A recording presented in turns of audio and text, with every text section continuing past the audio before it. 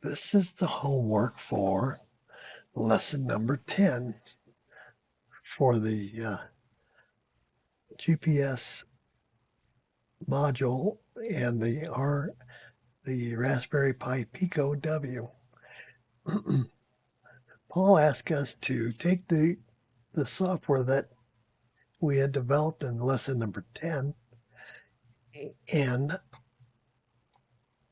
make the add a button, which you'll see here if I can find something to point with. Yeah, here we go. Anyhow, I added this yellow and a green button to the pins that he requested. Here's my display, GPS module, and the Raspberry Pi. I have to try and get as close as I can so you could actually read what the display says.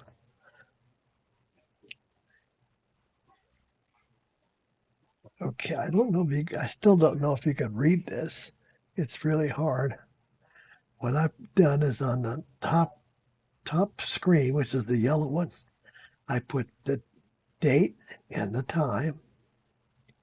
Then here I've got the latitude, the longitude, and the number of satellites. And if I push the button,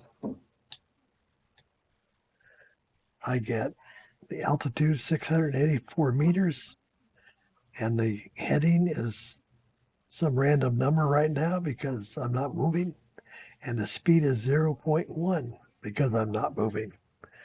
And there is the homework. Let me show you. Let me go over the softwares that I added. Okay, if you come up here, we added everything here.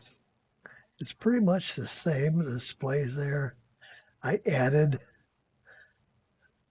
the my button pin, and I defined my button pin with a pull up, and then I set up a variable for button state hold, and that's all I needed up there to do the button stuff.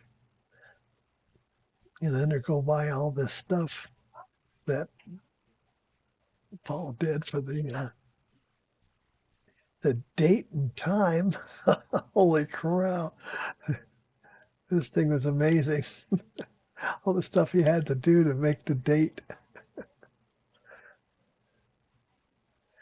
All right, here. I'm trying to see where I put that. All right. What I did was I came down here in a while true loop, and I set up the button value. Then I put just a very short delimiting debounce circuit, just a delay, a very short one. And if the button state now equals 1 and the button state hold equals 0, then I say OLED display equals not OLED display. So it's either 0 or 1. Then if I go down here, and I do some bookkeeping here and make the old one the same equal the new one. Okay, now all this stuff is still the same. If we go down into here, here's where it goes to parses the GPS and displays the data. So now if I go up here to the display, you will see I said if the OLED display equals 1, then I do this for the display. And if it's a 0, we do this for the display. Here I've got, I do the latitude, the longitude, and the sats. Down here I've got, of course, on both of them I do the date and time. And then I do the altitude, the heading, and speed. Okay, now you've seen it work. And let's see if I can get out here.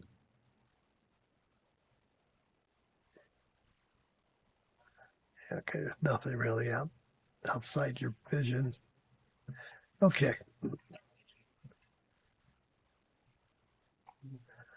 because it all happens down here in the main part of the program.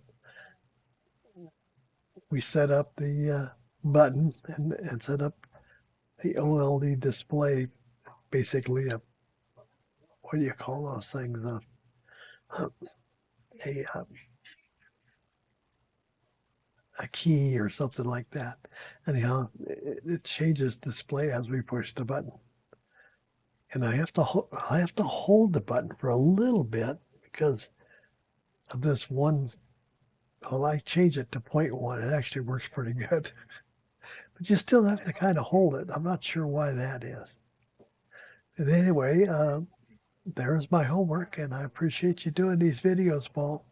And we will see you on next Tuesday. Bye.